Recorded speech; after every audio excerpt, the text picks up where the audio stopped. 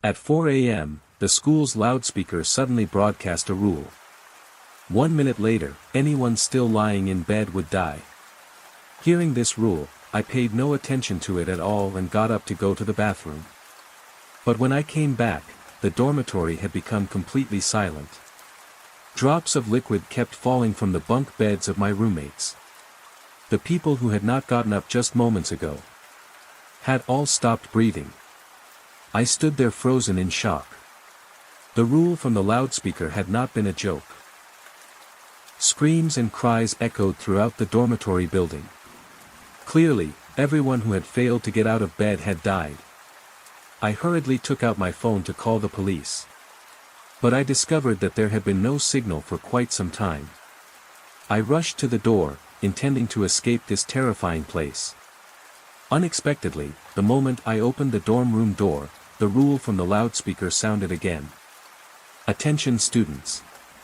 From this moment onward, a new rule will appear every hour. When a new rule appears, the previous rule will automatically become invalid. Without permission, all students are forbidden from leaving their own dorm rooms. Violators will die. Attacking dorm supervisors, security guards, or any other staff members is prohibited. The dormitory rules will last for 5 hours and end at 9 a.m. Students who survive may leave safely. Leaving the dormitory will also result in death. I quickly pulled my hand back. The first rule had been announced at 4 a.m. That meant the next rule would not appear until 5 a.m. I did my best to stay calm and looked toward the other dormitory buildings from the balcony. But all I saw around me was death. Just as I was beginning to feel hopeless, my phone suddenly emitted a clear series of beeps. There was obviously no signal. So where had this call come from? Filled with doubt, I decisively pressed the answer button. A clear voice came through the receiver. "Hello, my name is Ethan." Those words shocked me. The caller was actually in the same building as me. "Hello, my name is Summer. I'm in room 609 of Building 7. How did you contact me?" Back when I had free time, I used the local network to create a calling group. It can call nearby devices. I originally made it just for fun. I never expected it would actually come in handy now. We'd better stick together and try our best to survive. Hearing his words, I immediately replied that there was no problem. As the signal continued to spread, more than 20 people in the building had joined the group. Just as everyone was discussing the situation, the clock struck 5 a.m., and the harsh broadcast sounded once again. The first round of rules had ended. The current number of survivors was 352. Everyone gasped in shock. The wake-up rule at 4 a.m. had come far too suddenly. Some people had not even had time to wake up. There had originally been thousands of students in the school. In the blink of an eye, only a little over 300 remained. Before I could think it through, the second round of rules was activated.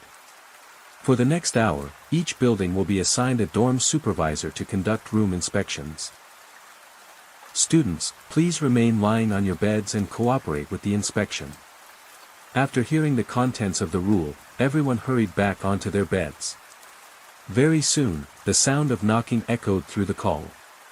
At that moment, the dorm supervisor was standing outside room 102. "Is bed number 1 there?" The student hurriedly replied that he was. "Very good. Then you can go die now." The moment those words were spoken, everyone was stunned. Before any of us could react, an extremely miserable scream erupted, instantly filling the entire call. It was followed by the sound of a bed frame shattering. In just 2 minutes, room 102 had fallen into deadly silence. I tightened my grip on the phone and could not help taking a deep breath. By then, the dorm supervisor had already arrived at the second room. A slightly trembling voice came through the call. "Why did he go to room 306?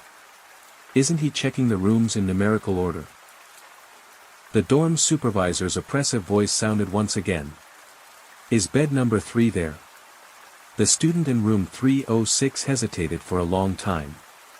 In the end, he chose the opposite answer from the student in room 102. "No, I'm not here." The dorm supervisor let out a cold chuckle. Immediately afterward, the sound of metal clashing rang out. "Why aren't you cooperating with my work? Aren't you lying very still on your bed?" Agonized screams echoed throughout the entire building. The dorm supervisor had killed another person. At that moment, someone in the call group could not hold back and cursed. "If I'm here, I die. If I'm not here, I die." How exactly are we supposed to cooperate with the dorm supervisor's inspection? Judging by the wording alone, the rules seemed about as difficult as the first round. Yet in less than 5 minutes, the dorm supervisor had already begun a massacre. If no one could figure out a solution, the second round would wipe everyone out. Without pausing at all, the dorm supervisor arrived at room 209. The student in room 209 asked anxiously, "He's here now. What should I do?" At that moment, Ethan calmly offered some advice. "When he asks later, don't answer him." Following Ethan's suggestion, the student in room 209 grabbed onto it like a lifeline. Things had already come to this. As long as there was even a chance of survival, it had to be tried. Very soon, the dorm supervisor's voice sounded again. "Is bed number 4 there?" Silence. No one replied. The dorm supervisor also remained silent for a long time. I held my phone tightly and listened carefully. There was still no movement whatsoever. Just as everyone in the group let out a sigh of relief, the familiar sounds of slaughter appeared once again. A miserable scream suddenly erupted. The bed frame cracked and splintered until it shattered completely. Staying silent would also get you killed. The student who had been cursing earlier completely broke down. "If I speak, I die. If I don't speak, I die. If I stay, I die. If I don't stay, I die." "You bastard, what exactly counts as clearing this stage?" I gripped my phone tightly while desperately racking my brain. At the speed he was butchering people, it would not be long before my door was knocked on. As the creator of the group, Ethan was also thinking non-stop. But he still could not find the correct answer. As a result, we could only watch helplessly as the dorm supervisor rampaged through the building. For a full 40 minutes, the students who died had tried every possible response. Some covered their heads completely with blankets. Others loudly announced their names and student ID numbers. Some even gathered all their courage and attacked the dorm supervisor. But it was all useless. We had thought that more than 20 people could rely on one another. Yet before the second round was even over, only Ethan and I remained connected in the group. I had not even managed to let out a breath. The heavy footsteps of the dorm supervisor stopped right outside my room. Filled with despair, I could only close my eyes and wait for death to descend. But just before the dorm supervisor opened the door, a bold idea suddenly flashed through my mind. I immediately jumped to my feet. Then I leaped onto my roommate's bed beside mine. I did not dare move even the slightest bit. All I could do was quietly wait for the dorm supervisor to enter. He first glanced at the completely empty bed. Then he finally uttered those hair-raising words. "Is bed number 3 there?" I clenched my teeth but did not answer. I did not even dare make the slightest sound. Because I could see very clearly. In his hand, he was holding a blood-stained bone cleaver. The cleaver chopped both the bed frame and the blanket into a pile of debris. The dorm supervisor let out a faint chuckle, then turned around and left. As soon as I saw his figure disappear through the doorway, I immediately got up, opened my phone, and told Ethan the method for clearing the stage. From the very beginning, everyone had fallen into the wrong way of thinking. Staying on your own bed was a dead end. But the rule required everyone to remain on a bed. The only answer was to lie on the bed of a dead person. That way, You neither violated the rule nor failed to cooperate with the dorm supervisor's inspection. Just as we were waiting for the next rule, a clear female voice came through the call. Who are you people? Hello, my name is Ethan. I'm in room 203, building 7. Hello, my name is Summer.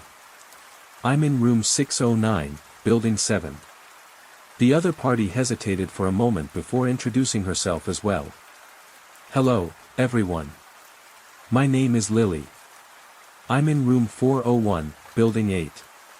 Lily said she had been quite lucky and had not been inspected by the dorm supervisor. Just as we were celebrating for her, the loudspeaker sounded once again. The second round of rules has ended. The current number of survivors is 28. Without giving us any chance to process our emotions, the third rule was announced. Next, an idiom chain game will begin. All 4 people in each dorm room must participate.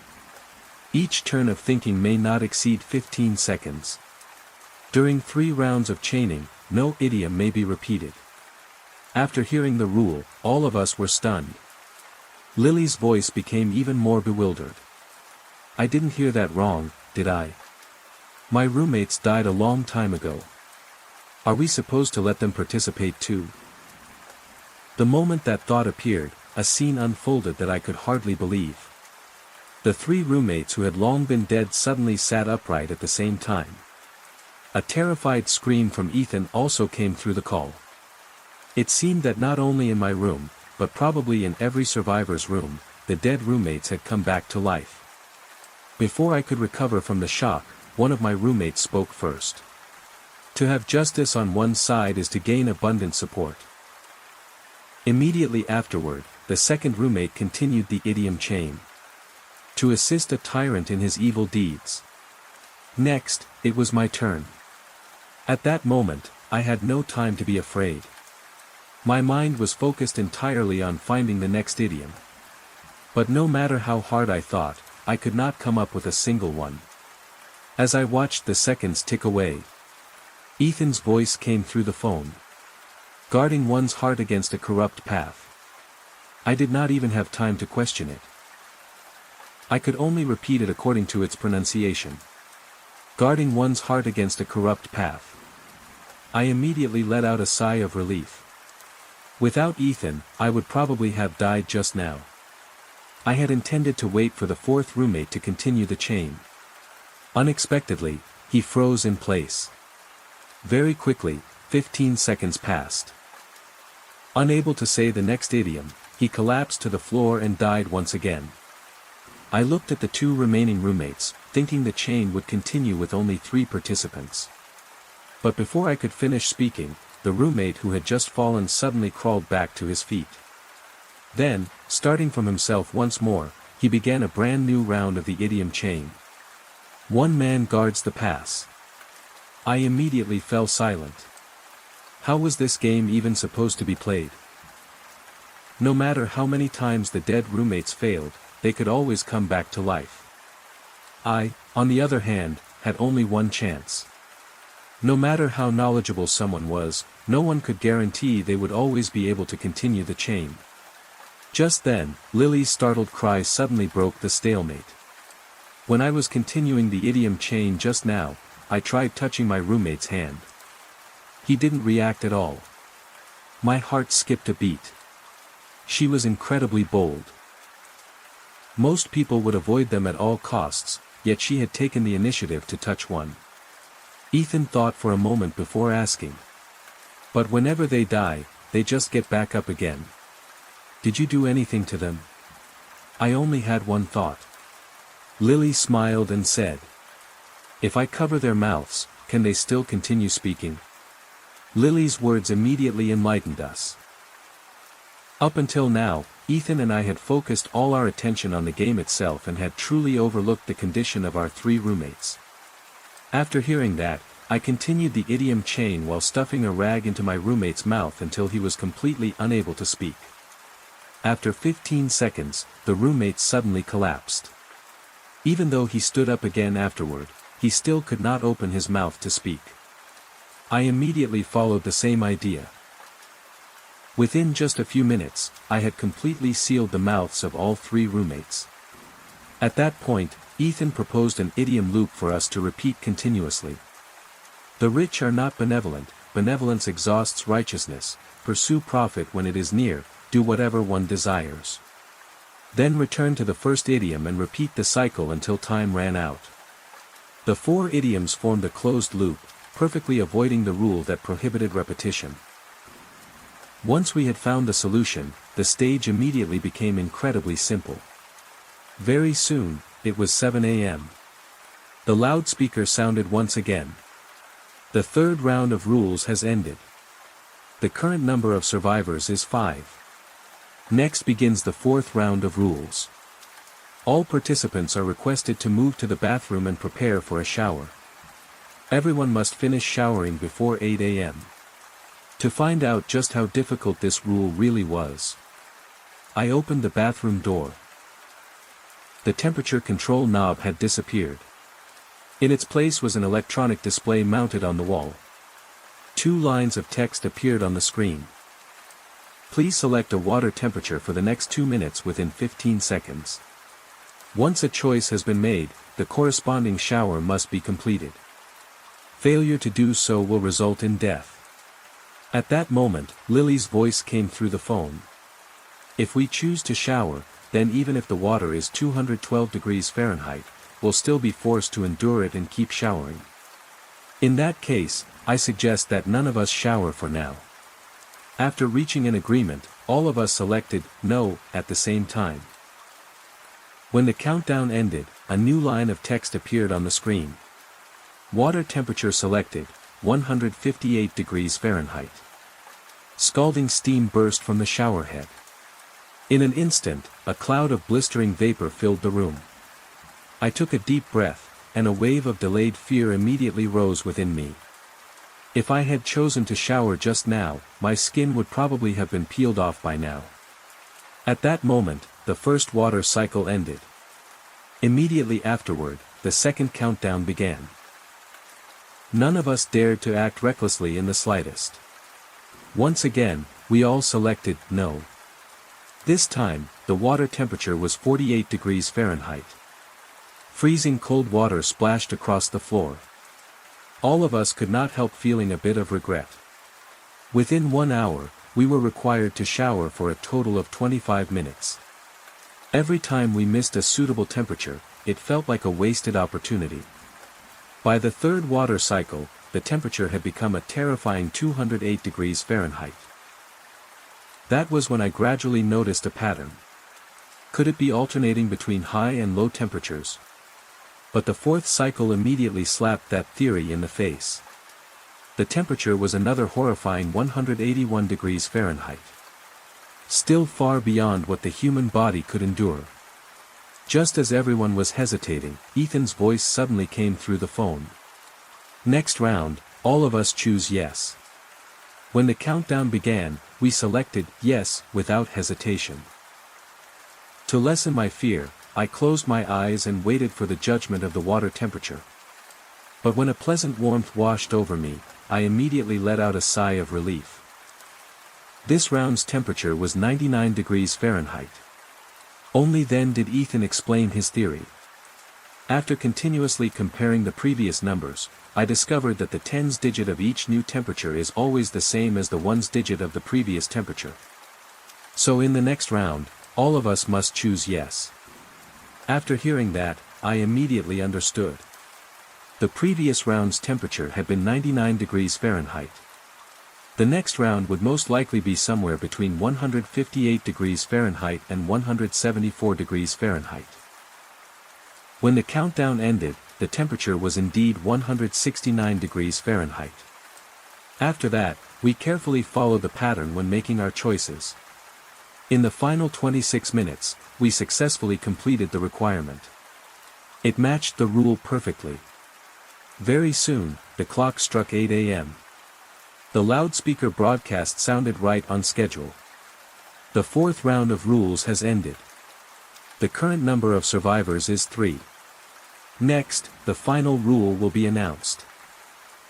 Within 10 minutes, proceed to the end of the hallway in your respective dormitory buildings. A biometric verification process will be conducted. If all verifications match, the stage will be cleared. If even one person's verification fails, or if a person fails 3 consecutive times, everyone will be eliminated. If someone is discovered intentionally sabotaging the rules and successfully exploiting a loophole, the whistleblower may immediately clear the stage. Lily asked in confusion. Would someone really sabotage the rules? What's the point of that? Ethan calmly replied. Don't panic. This is most likely a trap. Let's complete the verification first and look for loopholes afterward. I quickly ran toward the end of the hallway. A screen had been set up there. After confirming that everyone was standing in front of their screens, Lily was the first to shout her name.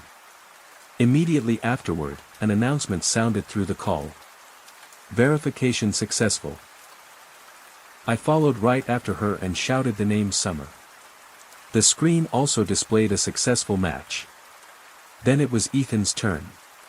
He deliberately lowered his voice and spoke 2 words. Ethan.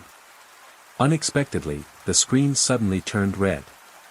A piercing alarm immediately began to blare. Verification failed. Suspected rule saboteur. Lily's voice immediately rose sharply. So it really was you. I've always felt there was something suspicious about you. In round 4, you figured out the water temperature pattern as if you already knew the answer. You must be the rule saboteur. Panic was obvious in Ethan's voice. It's not me. The screen must be malfunctioning. Summer, you have to believe me. 2 suspicious details suddenly flashed through my mind. In round 3, when Lily suggested stuffing rags into our roommates' mouths, she had sounded far too certain. As if she had already known it would work. And Ethan's voice just now was completely different from how he had sounded in the group call before. It was as if he had deliberately lowered his voice. I quickly interrupted them and signaled for Ethan to try the verification again. Ethan froze for a moment, then quickly adjusted his tone and spoke the 2 words once more. Ethan. The screen still displayed a mismatch. Suspected voice disguise detected. At that moment, Lily turned toward the screen and shouted. I accuse Ethan of being the rule saboteur. He's disguising his voice. He's intentionally causing the verification to fail. Immediately afterward, a line of text appeared on the screen. Accusation pending verification. Ethan's voice suddenly became cold. Lily. You already knew I was disguising my voice, didn't you? What are you talking about? Ethan let out a soft laugh and said. Summer. Did you think I was the only planner? Lily is the one who actually carried out the rules. In round 3, she deliberately noticed that her roommates weren't reacting. Then she guided us into gagging them. In reality, she was screening for people who knew how to exploit loopholes. She also deliberately cooperated with my water temperature pattern. It was all to make you completely trust the 2 of us. My entire body trembled. What exactly are you trying to do? Lily's voice changed completely. Filled with malice, she said. What are we trying to do? Revenge. Do you think your brother was merely someone who knew the truth and stayed silent back then? He was the one who pushed Ethan's younger brother off the building. My older sister was nothing more than a pawn used by your family. In the end, she was silenced and murdered by your brother. It turned out that my brother and Ethan's younger brother had been classmates years ago. The 2 had become enemies while competing for a guaranteed admission spot. To keep that spot, during an argument on the rooftop, my brother had accidentally pushed Ethan's younger brother off the building. To prevent Lily's older sister from revealing the secret, my brother had no choice but to kill her as well. Afterward, he disguised both deaths as accidental falls. So you designed all these rules to make me pay with my life, right? Making you pay is only the first step. The real purpose of the voice verification is to activate the endless mutual destruction program. As long as one person is accused of being a saboteur or fails identity verification 3 times, the entire building will initiate self-destruction. Everyone connected to what happened back then must be buried along with it. Lily added. I accused Ethan just now to activate the program. Ethan, stop acting. Do the 3rd verification. Drag him down to hell with us. Ethan was about to speak, but suddenly fell silent. A few seconds later, his voice carried a mixture of emotions. What did you just say? We've spent all these years planning for this day. I designed these rules so that your brother would pay for what he did. But Summer, you're different from your brother. You were willing to share the methods for clearing each stage. You were willing to trust your teammates. You even noticed the problem with my voice. You're not as cold-hearted as your brother. Lily shouted furiously. Ethan, have you lost your mind? We have no way back now. No, there is still a way back. Ethan looked at the screen and said. Cancel all voice verification links. Terminate the self-destruction program. Immediately afterward, the screen flashed red. A line of text appeared. All rules have been nullified. Lily's furious scream came through the call. You betrayed me. I won't let any of you get away with this. The next moment, the sound of a heavy object falling from a building echoed through the receiver. Ethan spoke wearily. What happened back then, I will hand over all the evidence to the police. That includes the truth about your brother and my younger brother. And the evidence that Lily and I planned all of this. You made me understand that no matter how deep the hatred is, innocent people should not be buried along with it. You should go. The main gate is already open. At that moment, the loudspeaker sounded once more. The rules have ended.